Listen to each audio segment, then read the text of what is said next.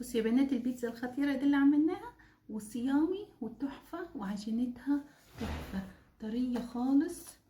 بصوا العجينة بتاعتها مرنة مرنة. تعالي نشوف الطريقة والمقادير ازاي طلعت معانا بالمنظر ده.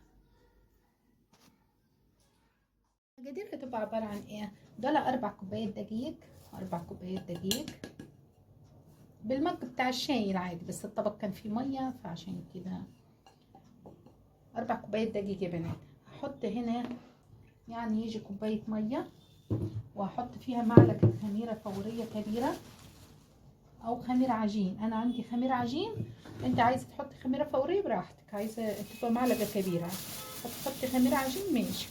هحط زعتر جيبه من عند العطار او السوبر ماركت في مكان هتلاقيه، معلقة صغيرة. وهحط نص معلقة ملح صغيرة، نص معلقة ملح صغيرة. وهحط معلقة سكر صغيرة،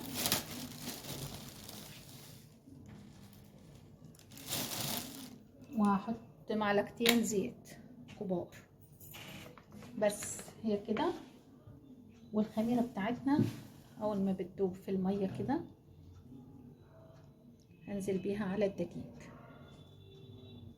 كده يا بنات. انا حطيت المكونات بتاعته هنا، دول اللي عملتهم يعني يجوا كوبايه، احنا كوبايه الا ربع بس هنكملها كوبايه عشان اوريكم بس هياخد قد ايه ميه معايا، عشان في ناس عايزه الحاجه بالظبط. هنا دلوقتي كوبايه ميه هحط شويه شويه منها على الدقيق بتاعي. دي الميه اللي فيها الخميره اللي احنا مدوبين فيها الخميره. حطيت الكوبايه كلها واشوفها هتاخد قد ايه، لو احتاجت تاني ولا مش هتحتاج.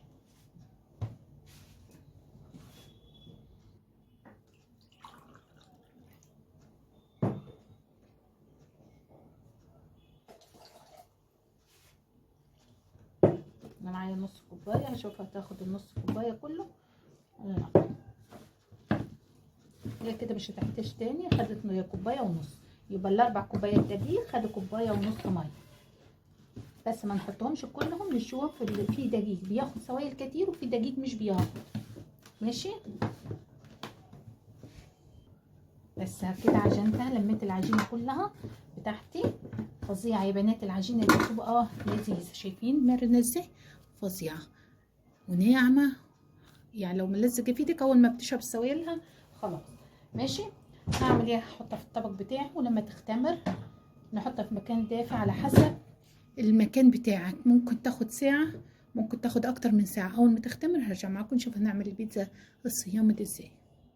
هي بنات العجينه بتاعتي بصوا اختمرت واتضاعفت حجمها ازاي. هعمل ايه دلوقتي؟ هقطعها هعملها بصواني سجات صغيره دهنتها زيت وهفردها فيها. انتوا ممكن تعملوها بسجات كبيره براحتكم، يعني لو عملتوها العجينه دي تكفي بيتزتين كبار، يعني في لو صينيه مقاس 30 يتعملوا 2. لكن لو هتعملي زي ما انا هعمل كده بصواني صغيره يعملوا 3 صواني صغيرين ماشي. هرش رشه دقيق كده، هحاول افردها على قد مقاس الصينيه بتاعتي. ما تخليش العجينه تخينه يا بنات، خليها رقيقه وما تخليهاش رقيقه خالص، يعني تبقى وسط، ولا تخينه ولا رقيقه خالص. انا هوريكم السمك بتاعها علشان ما تنشفش منكم. لو رقيتوها خالص هتنشف منكم في الفرن، ولو خليتوها تخينه هتبقى زي العيش. بصوا السمك بتاعها اهو، بصوها زي كده ماشي. هجيب الصاجه بتاعتي دهنها زي ما قلت لكم واحطها كده. ده الزعتر يا بنات اللي هو محطوط. هفرد التانية زي ما قلت لكم، ده اللي يجوا 3 صغيرين، يعني اعملها 2 كبار. هفرد التانية وارجع لكم عشان ما اطولش عليكم. هاي يا بنات فردتها. لو لسه بص، لو تعمل منك تضيق كده وتروح توسعيها كده تمس بيها ترتاح دقيقتين. اول ما ترتاح تفرديها تتفرد، لو ما تفردش معاك كويس في الصينيه ماشي. هما ال3 كده اللي انا عملتهم، قلت لكم صواني صغيره. انا انا هحشيهم تونه، هحط تونه للبيتزا. انتوا لو عايزين تحطوا اي حشوه براحتكم، انا عاملاهم هعملهم بتونه. بس لازم نصفي الميه بتاعه الزيت اللي في التونه او الماده الحافظه اللي بيحطوها دي، لازم نصفيها خالص عشان ما تعجنش البيتزا بتاعتي. هصفيها وبعد كده ارجع لكم. بصوا يا بنات، انا صفيت الميه اللي في التونه خالص. انا جايباها جايبه التونه بتاعتي حار مشطشط يعني. انتوا براحتكم، عايزين تجيبوها من غير شطه براحتكم، بس انا بحبها مشطشط بصراحه. هقسمها على 3 علبه التونه، هتعملي 3 بيتزات. انا بعمل بايدي علشان ده عيالي اللي هتاكلها، يعني الناس اللي بتقول مش بتعمل تلبس اي حاجه ليه جوانت ولا حاجه، بس انا مش بحب البس عشان مش بعرف اعمل ولا استخدمه صح، يعني انا كده برتاح اكتر في العميل. لكن لو الناس غريبه بره لازم نلبس كرافات. بص انا هقسم التونه بتاعتي كده، مش هحط لها حاجه غير الزيتون. ممكن تحط شرايح طماطم فلفل براحتكم، لكن انا مش هحط غير زيتون. بص يا بنات، الزيت اللي احنا صفناه ده انا هعمل بيه كده، وهاخد كده واسوي على البيتزا عشان تدي لمعه وتدي له طعم برضو. ماشي، انا ما ضفتش اي اضافات للتونه بتاعتي، زي ما هي العلبه انا فتحتها بس عشان دي مشطشط يعني. حاضر، هدهن كده بيها.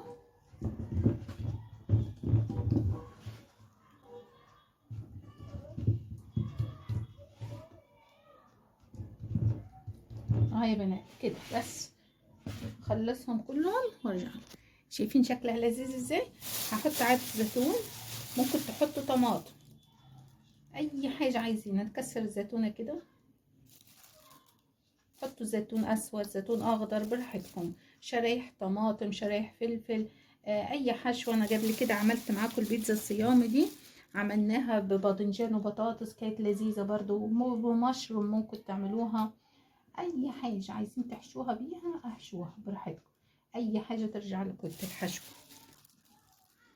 بس كده انا هعمل ايه دلوقتي بنت؟ هولع الفرن بتاعتي على 180 من فوق ومن تحت، واول ما تدي لون ذهبي العجينه واحسها استوت احط عليها جبنه موتزاريلا صيام. يا بنات، ادت اللون الذهبي ده يعني استوت هي كده. هعمل ايه؟ جبنه صيامي هحطها من على الوش. ممكن دي ما تعملوهاش الحركه دي، بس هي بتدي شكل وبتدي طعم حلو خالص، واساسا ان احنا بنديها قيمه غذائيه علشان هي دي صيام، تبقى مفيده اكتر يعني. بس هحط لهم كلهم جبنه وارجع لكم. هيا بنات راح ادخلهم برضو ياخدوا لون وهرجع تاني. ماشي كده استوت معي البيتزا، بس الجبنه تاخد لون. بس يا بنات البيتزا ها لما طلعت من الفرن خطيره تحفه، وعجينتها طريه خالص. بصوا شايفين؟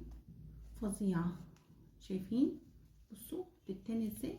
خطيره العجينه بتاعتها طريه خالص، مش عشان انها صيامي، بامانه تحفه فظيعه خالص. بصوا، اتمنى تجربوا، اتمنى تشتركوا في قناتي على اليوتيوب، واتمنى اكون ضيف خفيف عليكم واكون فدتكم بحاجه بسيطه. عملنا البيتزا بطريقه سهله وبسيطه وسريعه، وادي السمك بتاعها خطيره. جربوها يا بنات، واللي يجربها يكتب لي. باي يا حبايبي.